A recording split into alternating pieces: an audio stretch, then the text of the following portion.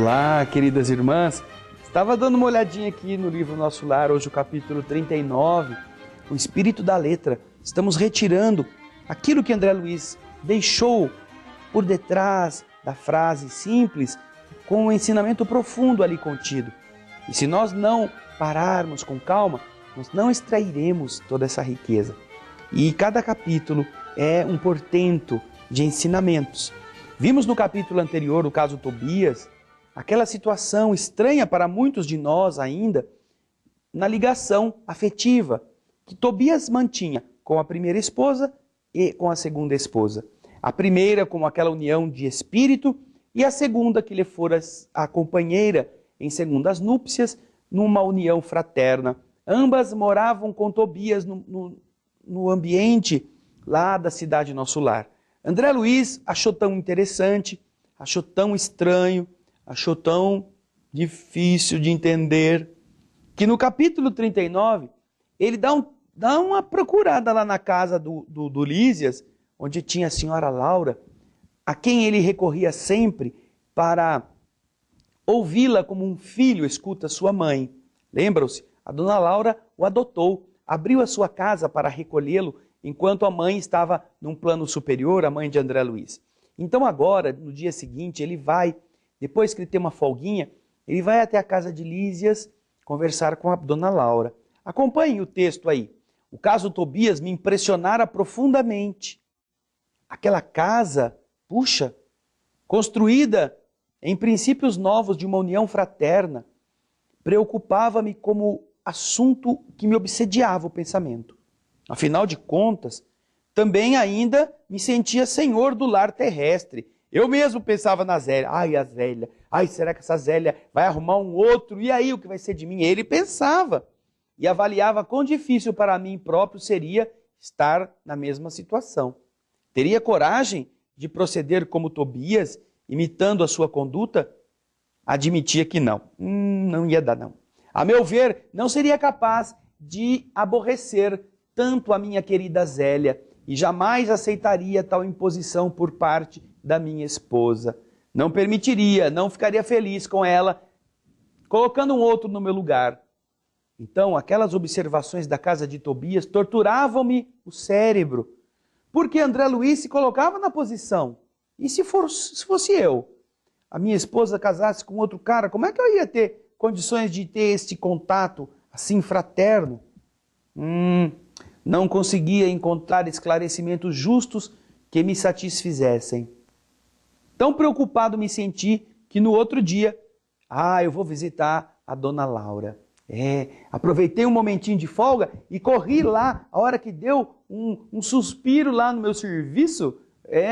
O Tobias disse que não, agora está tudo calmo aqui, dá uma passeada. Eu fui lá na dona Laura. Recebido com enormes demonstrações de alegria, acompanhe o texto. Esperei um momento adequado para que a dona Laura me ouvisse. Que me ouvisse com calma, com serenidade.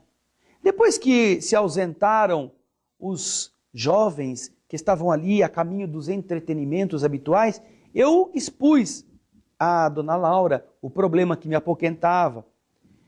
E naturalmente o fiz com acanhamento, não é? Porque, falar dessas coisas da intimidade. Dona Laura sorriu com a grande experiência de vida que possuía e começou a me dizer: olha, André, você fez muito bem em me trazer essa questão para o estudo conjunto. Todo problema que torture a alma pede a ajuda amiga para ser resolvido.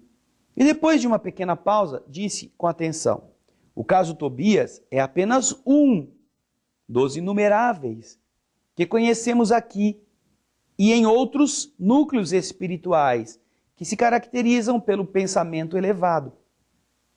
Mas aí o André ouviu isso e disse para ela: mas, dona Laura, eu fico chocado. Esse sentimento faz a gente ficar assim, aturdido, não é verdade? Porque nós estamos na terra, cada um casado com o outro. E então a dona Laura disse para ele: olha, André, quando nos atemos aos pontos de vista propriamente humanos, essas coisas dão até para escandalizar. Ela concorda com ele. Entretanto, meu amigo, é necessário agora sobrepormos a tudo os princípios de natureza espiritual. Neste sentido, André, precisamos compreender o espírito de sequência que rege os quadros evolutivos da vida. Se atravessamos longa escala de animalidade, é justo que essa animalidade não desapareça de um dia para outro. Empregamos muitos séculos para emergir das camadas inferiores. O sexo participa do patrimônio de faculdades divinas que demoramos a compreender. Não será fácil para você, no momento presente, penetrar no sentido elevado da palavra na organização doméstica que você visitou ontem. Entretanto, a felicidade ali é muito grande pela atmosfera de compreensão que se criou entre as personagens do drama terrestre. Nem todos conseguem substituir cadeias de sombras por laços de luz em tão pouco tempo. Aí o André, não é? Preocupado, perguntou para ela: mas isso é uma regra geral, dona Laura? Com todo mundo que se casou 2 vezes, 3 vezes na Terra, acontece esse negócio? Todo homem e toda mulher que se tenham casado mais de uma vez tem que restabelecer aqui o núcleo doméstico, fazendo-se acompanhar de todas as afeições que eles conheceram? É, não é? A dona Laura fez um gesto de paciência e respondeu a ele: ora, André, não seja tão radicalista. É indispensável a gente seguir devagar. Muita gente pode ter afeição e não ter compreensão. Tá vendo? Muita gente pode ter afeição e não ter compreensão. Ah, você também tem essa dúvida? Será que eu vou ter que encontrar o Juventino e o Benedito, mais o Sebastião, todo mundo do lado de lá? Mas eles nunca se deram aqui, sempre foram os inimigos. Então, calma, não seja tão radicalista. Você vai entender agora com a dona Laura como que essas coisas se dão. Todo mundo pode ter afeição, mas às vezes falta entendimento. E é isso que no próximo bloco nós estaremos compreendendo. Então, fique conosco. Até já.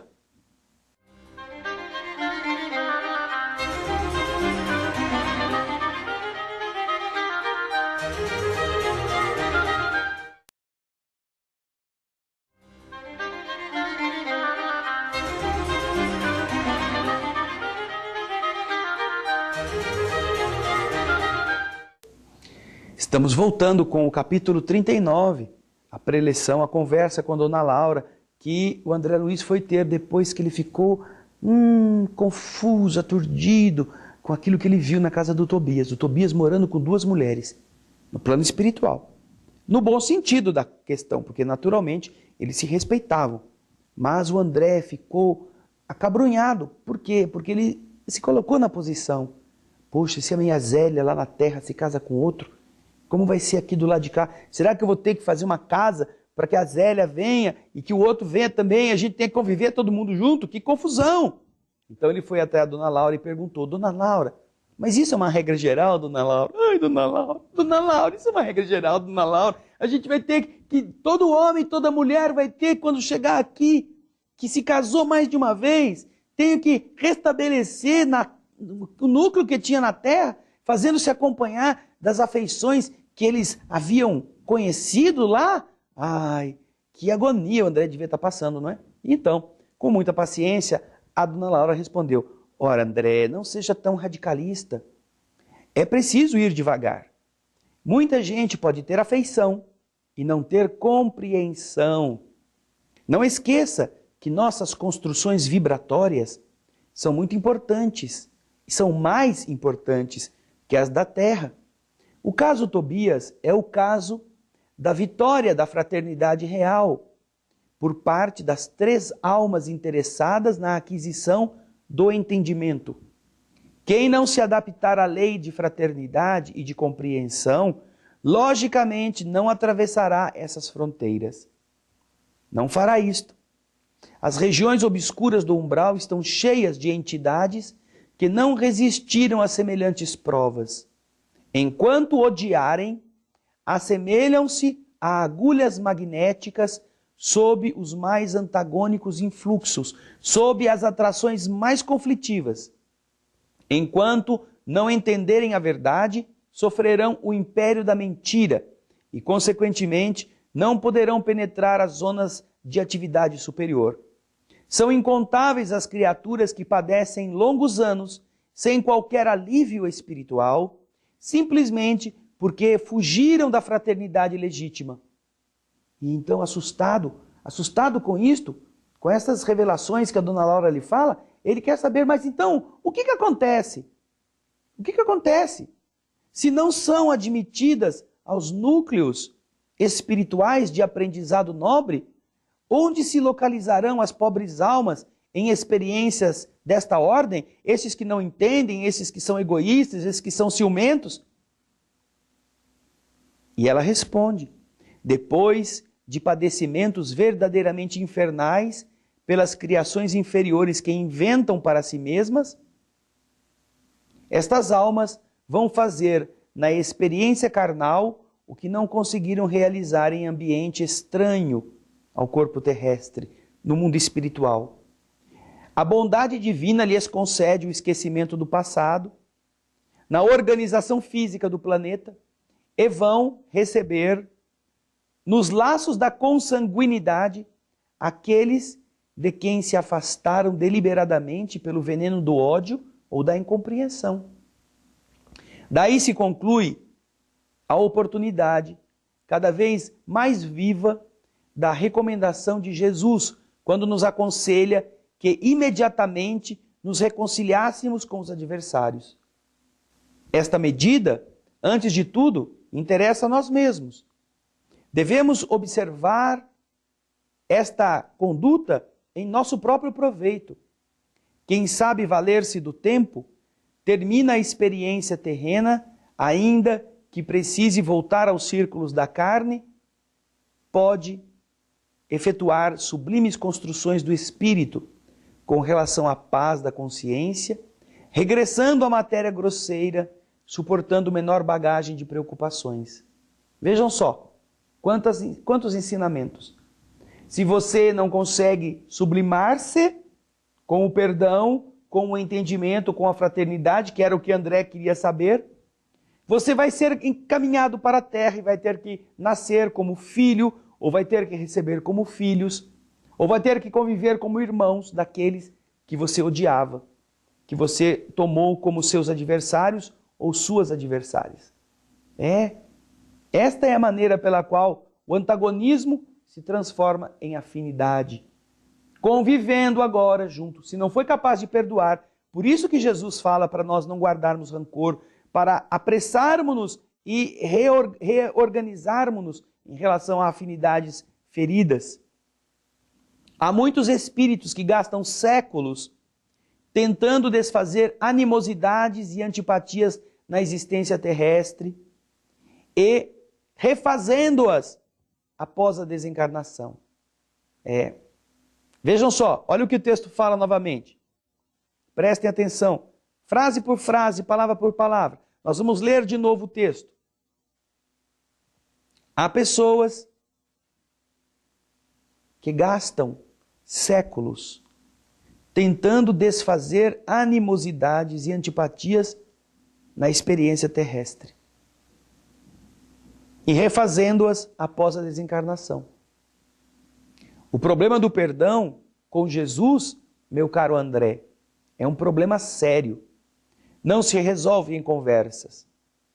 Perdoar verbalmente é questão de palavra, mas aquele que perdoa realmente precisa mover e remover pesados fardos de outras eras dentro de si mesmo. A essa altura, a senhora Laura ficou quieta, como quem precisava meditar na amplitude dos conceitos que ela estava traduzindo. E aproveitando o seu silêncio, aproveitando essa oportunidade, meditando, ela acrescentou: a experiência do casamento é muito sagrada aos meus olhos, André. Aos espíritos, ainda em simples experiência animal, nossa conversação não interessa. Mas para nós, que compreendemos a necessidade da iluminação com o Cristo, é imprescindível destacar não só a experiência do casamento, mas toda a experiência de sexo, por afetar profundamente a vida da alma. Você está ouvindo? Então, Dona Laura está falando.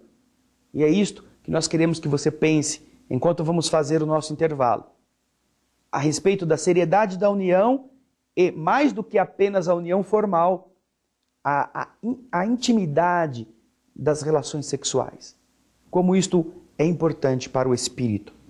Então, no próximo bloco, nós voltaremos com o final deste capítulo. Fique conosco.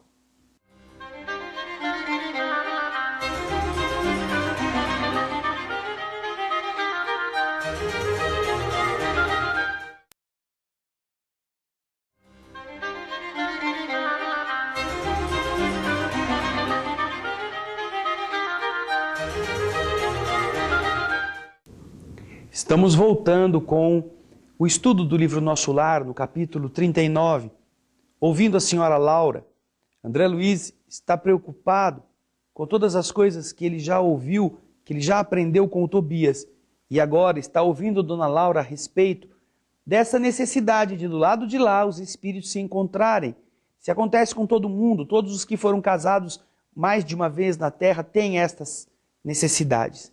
E ela explica que não, que depende de cada um. E que aqueles que ainda não são capazes de viverem uma relação fraterna, muitas vezes têm que estagiar no umbral em situações adversas. André Luiz se surpreende porque quer saber se todo mundo então tem que ficar sofrendo no umbral. Ela disse não. Se eles não conseguem se elevar, depois precisam ser levados para renascer como parentes, como seres consanguíneos, a fim de que aprendam na experiência pessoal a construir laços que não foram capazes de fazê-lo por amor espontâneo. Tá vendo coisa interessante? Agora ela estará tratando do tema do sexo, porque André Luiz diz que para ele o casamento era uma experiência muito sagrada. Ela então não se espanta com essa afirmativa e diz a André: olha André, aos espíritos ainda em simples experiência animal, aos que estão vivendo um casamento como se fossem bichos, a nossa conversa entre elevações, etc., não interessa para eles. Mas para nós, que compreendemos a necessidade da iluminação com o Cristo, é imprescindível, é necessário destacar não só a experiência do casamento, mas toda a experiência de sexo pode afetar profundamente a vida da alma.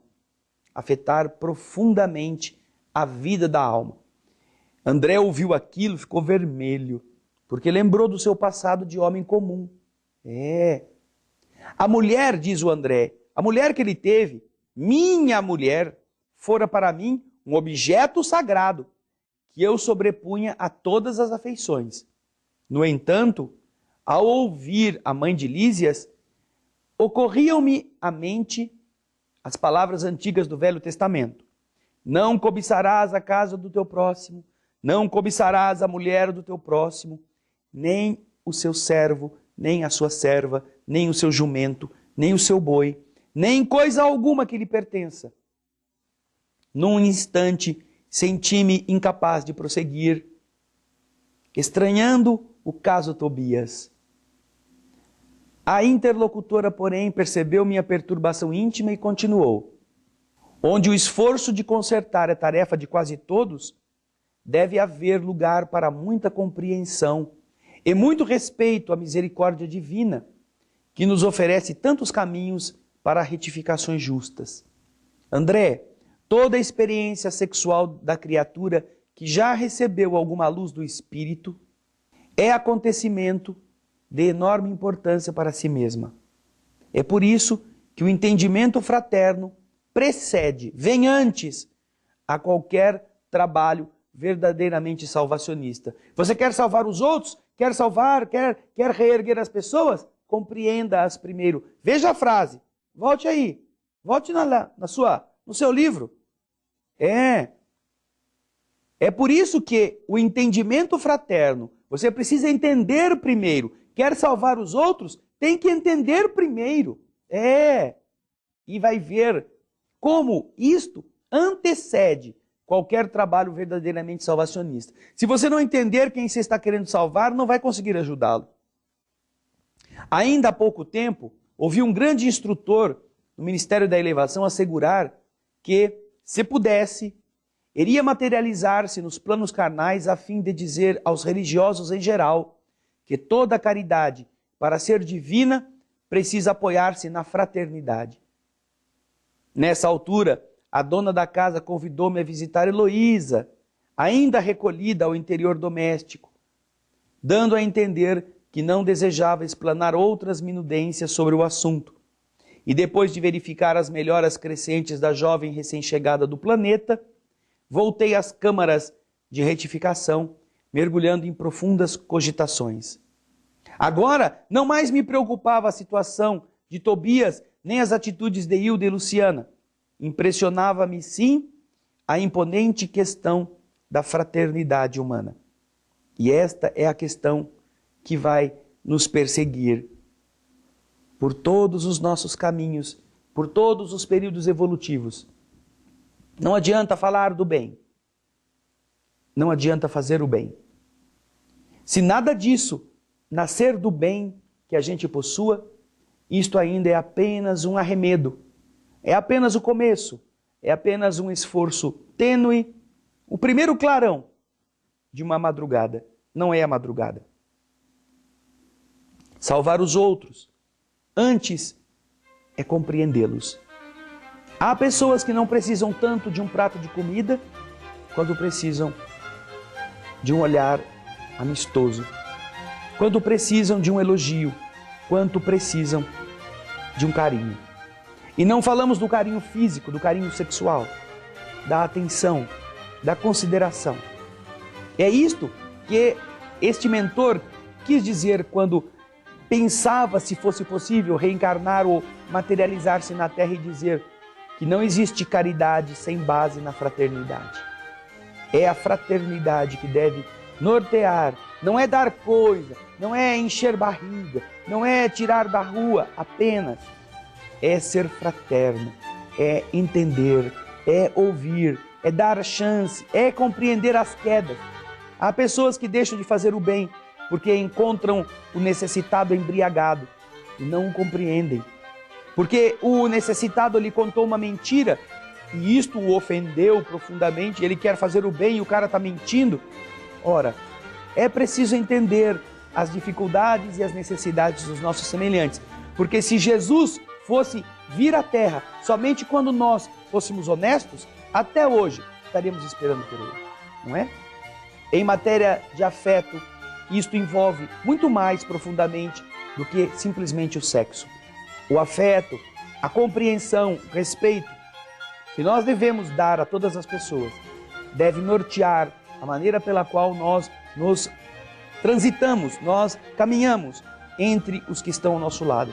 Transformar o seu corpo em uma arma para criar ilusões, para seduzir pessoas, é uma das piores escolhas que você pode dar à sua opção de vida. Pense nisto, porque isto é muito sério. Isto vai ter repercussões muito graves. E talvez amanhã você tenha que renascer na casa daquela mulher que você jogou na sarjeta, porque arrasou com o seu casamento, como filha dela. Entendeu? Pense nisso. Como filho dela, entendeu?